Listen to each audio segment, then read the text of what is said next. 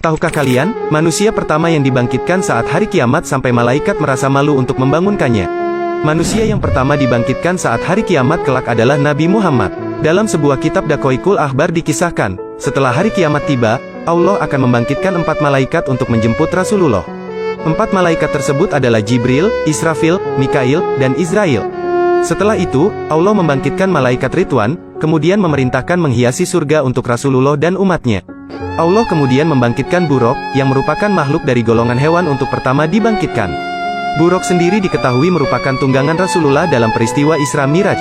Allah lalu memerintahkan malaikat untuk menghias Buraq. Makhluk tersebut dihias oleh para malaikat dengan pakaian cahaya yang ditetesi batu yakut.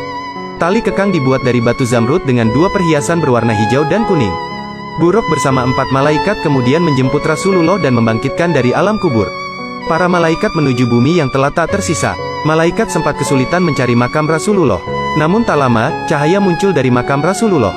Para malaikat pun mengetahui bahwa cahaya tersebut merupakan pertanda keberadaan makam Rasulullah. Para malaikat langsung menuju makam Rasulullah. Malaikat Jibril lalu memerintahkan malaikat Israfil untuk menyeru kepada Rasulullah dan membangkitkannya. Meski hal tersebut merupakan tugasnya, malaikat Israfil enggan melakukannya. Malaikat Israfil justru meminta malaikat Jibril untuk menyeru kepada Rasulullah.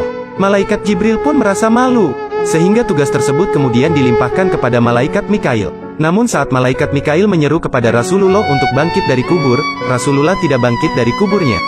Para malaikat pun meminta kepada malaikat Israil.